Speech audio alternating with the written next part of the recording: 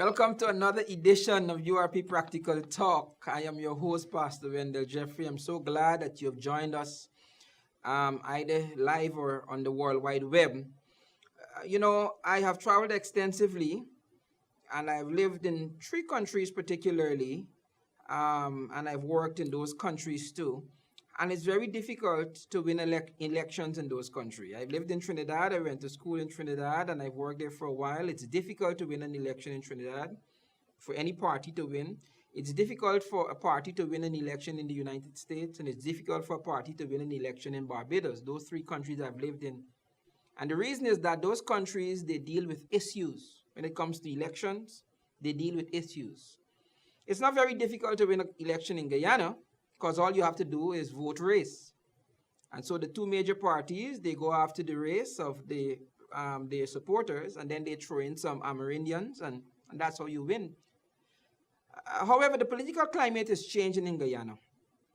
And what we have found, the URP, what we have found is that all you have to do is you've got to get a significant amount of people to move away from race voting, move away from political ideologies.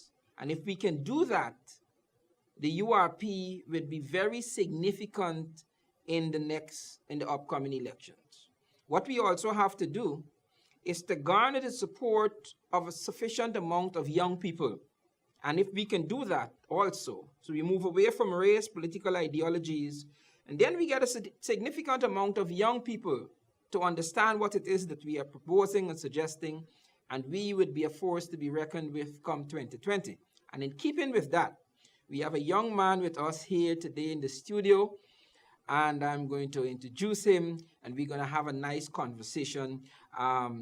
So without any further ado, let me welcome Vishwanauth Bandhu. How you doing? Young, nice handsome man. When I grow up, I want to be like you. I want to be handsome like you. I have to eat more vegetables, I guess. Gotta do something. How you doing? How you doing? I'm all right. How are you? Wonderful. Welcome to the set.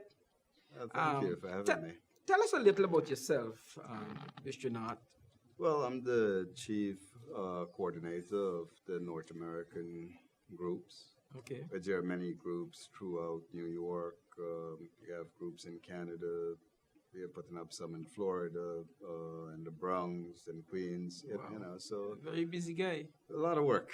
Okay. A lot of work. Okay. So what's your where you from originally? The viewers want to know you. You might get a wife from this interview too. Originally, I was born here in Guyana. Okay. As you know, my father is Dr. Bandu. Yes, sir. And this is why I actually get involved in this. It's because of him. Okay. Because all my life, I grew up in business. I grew up in church and community service and these type of things. Okay. And I have never seen anybody in this country, and I'm not saying this because he's my father. Okay. I have not seen anybody in this country that care more about this country.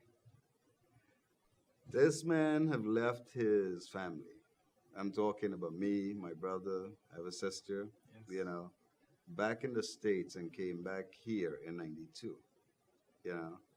And, at the time, we had some feelings about that. We were kind of angry at him. But today, I understand why. Wow. And today, I'm on the same track with him. Wow. Wow. And there is no way the groups overseas are going to let the URP down. And I told him already, I said, my members are like lions. Wow. I thank God for them every day. Okay. Because anything that the URP has called upon us to do, we have delivered it. Wow. And we are going to continue to do that. Every day we'll get stronger. Mm-hmm. And for the 2020, we are going to be on the ground here. We already have commitment from some of our members to be here. Okay. And they are coming in the country one by one. They keep coming. But 2020, hopefully we'll have all these groups out here. Okay. The thing is, I just want the people of this country to understand something. Okay. They are not alone. They're not alone.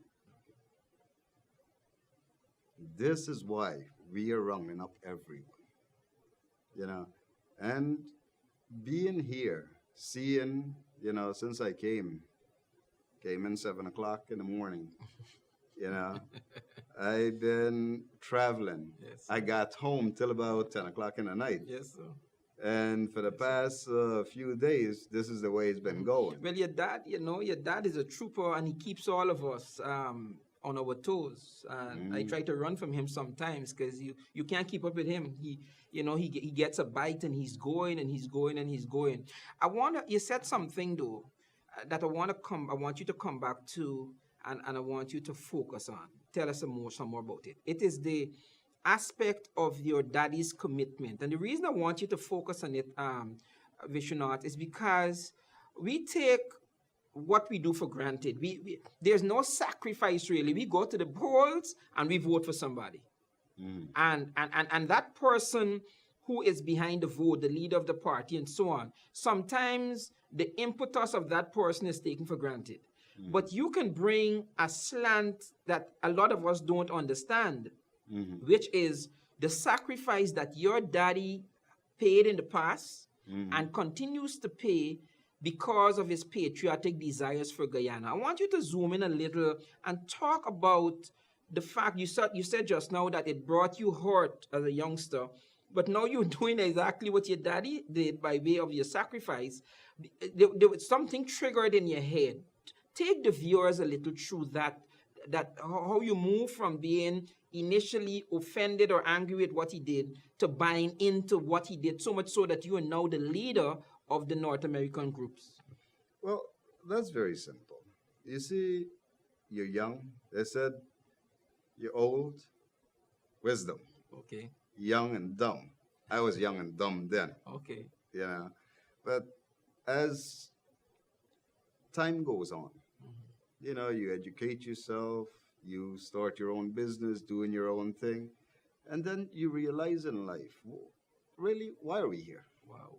Wow. What is it that, am I going to take anything? I'm going to work and build up all these things. They're going to be in a bank or something. Am I going to take it? When I'm dead, what people going to say about me? If there is a God and I'm dead and I'm face to face with him, and he said, well, what have you done with the life I've given you? Wow. What would I say? Everything I did for myself, and I was mean and selfish and these type of things. This country, this is our home. I was born here. The day I made a commitment to this country, meaning joining the URP, standing up with the URP, come hell or high water, I'm here. I'm here for the long haul. And one thing I know from my father. Something? We have two things in common. Live you may, die you must. How you die is a different story. Okay. If I die in this, I'm happy about it. Well, I'm a pastor. I'm a sociologist, wannabe. And I'm hearing something else. I'm hearing you talk about the fact, you talk about what the meaning. So this is not just politics for you. No. This you seem to be saying that this is a life path, that this is where you see God. You understand what I'm saying? This is bigger than just being involved in politics. So talk a little about that. You see, I'm tying three things into one here. Okay. You're looking at God from one aspect. I'm looking at my family from another aspect. I'm looking at my country, humanity. Wow. Tie all three in together. Okay. That's why I'm sitting here today. Okay. That's why I'm here. And come 2020, a message to the PPP and the PNC, we're going to raise hell. We ain't backing up and we ain't backing down. All right. We coming straight at them. No, I'm glad. I'm excited about having you on because you're young and you're handsome and you're educated and you got money and you're sitting here in Guyana. What it is that you would like to see, because you don't have to be in Guyana. Your dad does not have to be in Guyana, more certainly. You guys have got enough to ride off into the sunset. But here you are in this country that is so backward in so many things. What it is that you hope for Guyana? You accomplished and so on, but you want to help Guyana. Where do you want us to go? Well, I would like to be back home. That's the first thing. Okay. And in order for me to come back home, the country have to be better. Okay. Now, for the past 5 decades, you have two major parties. They have run this country into the ground, and they have beat the people down into the ground. No matter what they tell the people been fooled, left, right, center.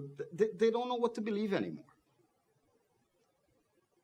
There are people like my father, all our groups overseas, and the people who were here working their butt off. They're doing it because they want to see a safe, modern country. This country, let's face it, they have a lot of problems. Our number one problem is both of the major political parties. Our number one problem. Wow. Because from them, all of this flow. Okay. They are the ones, 65 men in parliament. Men or women? Okay, you know what I mean. Yeah, right? yeah, with you. But 65 men and women in parliament is robbing the country blind. Wow. We have seen this time and time again. We're simple thing. You are a black fella, I'm an Indian fella, right? Have you ever asked a black person or Indian person, buddy, why do you hate me? What have I done to you? Beautiful. You know, chances are that person cannot come up with anything to tell you. Wow. They can't. Likewise, if the Indian person asks the black fella, they can't. You know, this is how crazy things have gotten here. Wow. You know, that you have these guys, these two political parties peddling, you know, and who is getting hurt? You and I killing each other in the street, right. You know, hating each other for God knows what. Wow. And these are the guys make out like bandits. Man become millionaire, billionaire, trillionaire. I was driving around, I was seeing some of the minister houses. I was amazed, you know. And in this country, you have 40% unemployment rate. 40%. Number one in suicide. Where is any of the people in office today, or in the parliament, or even the opposition party? Recently, we were in New York and we team up with Voice Against Violence. Okay. You know, we have members who is here right now in this country who are involved in the mental health industry. Okay. You know, the thing is, we are not just saying something. We can back it up. Okay. You know, so this is just like one aspect of things. All right. I want you to go back to something, because one of the reasons I think that we are making traction as a party is the fact that we are very deliberate at moving away from the racism. I don't think that any of the established parties can really say that, because none of them want to aggravate their base. So you're not going to hear the PPP coming out and talking about a move away from racism. You're not going to hear the PNC coming out and talking about a move away from racism, because that's their base. So they're going to have other people who will suggest it, but you're not going to hear it from the top. Now here you are the son of the leader of a party, and you are an Indian guy, yet you act black. And I say that you act black because you don't see race. How did that happen for you? What was the catalyst of you coming up and not getting involved in this race card? I think that's easy. Because, like I said, since I was a kid, I involved with my dad in many things, from business to organization to the R Samaj to a bunch of different things. So, and then growing up in New York, you're exposed to all race, you know, and that's a funny thing, in New York now. You and I know where you're going with we that. have a problem here. Exactly. Over there, there is no such thing. Always one, right? That's Yes, the way sir. it works. Yes, sir. So the thing is, you see, this is what I cannot understand. That you know it, I know it, and many people here know it. The politician, then, like you said, they have no interest in uniting the country. Two major parties. One playing black, one playing Indian. So, like you said, these are their bases. But a man like my father now, come on the scene. He never wanted power. The man got enough of that. You go back to New York, he have everything he wants. He don't need anything here, And he's the one who's talking against both of these political parties for the crap they've been doing. Now, I mightn't be as polished with my words as he is, Yeah. But and we're friendly, we children friendly, so try to polish, right? So there are major problems in this country. And it's time to get serious people to do serious things in this country. We have things you hear. I've heard recently in New York, and you can correct me if I'm wrong here, where the president, Mr. Granger, have made a statement: if someone break in your home and you kill the person or something like this, that you might go to jail. I'm not sure about that. I'm not sure about that. What we can admit though is that we have a serious problem with crime in Guyana, and we really don't yet have a handle on it.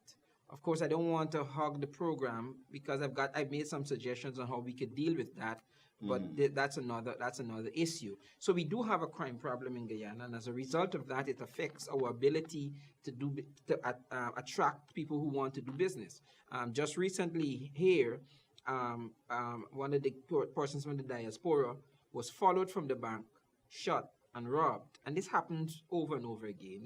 My daughter came back from Barbados the other day, and I had some stuff to do, and I couldn't go to town with her. And do you know, Vishnu, you know what I had to do? I sat my daughter down, and this is it's so hard for me to say, but I sat my daughter down at our kitchen table and talked to my daughter on how to pretend to be a Guyanese. Because she lived in North America for a while, and now she's living in Barbados. And I had to tell her how to walk, how to talk, or how not to talk. I had to school her because I told her that if the gangsters on the street suspects that she's not from Guyana, they'll trail her and rob her. So imagine that is what I had to do. So I understand what you're saying. We've got a serious crime problem in Guyana here. You see, this is the problem. We have, how many people I know personally, my friends them, all want to come home for vacation and things like that. If they come here, they bring money in. They spend money. It's good for the economy. They wouldn't. Even when I was coming, my mother was telling me, be careful, I'm going to pray for you. I said, for what? Oh, they're killing people there, too much bandit, too much this. This is the type of things people over there is hearing. Recently, one of my members was here, Dr. Panhani. His wife warned me. Wow. And she's Guyanese. Get back to your husband. Exactly.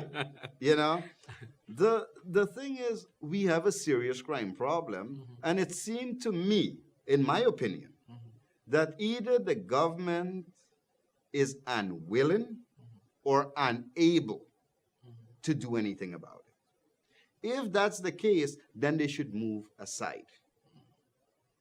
And I'm talking about both past and present. Nobody's excluded from this, Correct. Correct. So that's one problem. Okay. I said your number one problem was the two. Right, the two parties. Number two, race. Race. Number three, the crime problem. Crime problem. Number four, corruption. All right. Do you expect any business to come here under these conditions? The basic necessity in this country is electricity. Okay. Without that, you cannot compete in any industry. Correct. If you're paying 4 and 5 times what we are paying in New York, how in God's name you going to have any business come here? So the people who are running the country, I don't know what they're thinking with or who is advising them, but they're not doing a very good job. And the country in 2020 going to the poll, and they will tell them that. Okay. Because they will be removed. Okay. Okay. Well, we all know that one of the things that has, and I like your number one reason for the problems in Guyana, the two parties, I say that all the time. I left Guyana when I was a little boy. Well, not a little boy, I was a teenager when I left Guyana. A month after Bonham died, I left Guyana, and I was gone for 20-something years. But in my head, even as a little boy, I knew that we had a problem with politics. And that has permeated us, that has catapulted us to where we are today. We have the most mineral resources of all the Caribbean countries combined. I mean, you take Jamaica, St. Vincent, St. Lucia, Dominica, you take all the Caribbean countries and put them together, and Guyana has more resources than all of them combined. Yet we are the poorest per capita. We are the sickest. Guyanese die more per capita than any of the other Caribbean, and we can go down the road. Why? And you said it. It is because of our politics. Yes. And our crime problem. Again, what happens is that when one party is in, they fight the crime, and the opposition party support the crime. So that has been happening over the years, okay? And so whatever we look at our economics, we look at the racism, we look at our crime problem, it all comes down, and I like how you say it comes down to these two parties who are unable to be magnanimous enough to admit that, look, we need to join hands, we need to work towards the betterment of Guyana. I want to, as we come down to the top of the hour here, you're a young man. How do you think the URP is appealing to young people?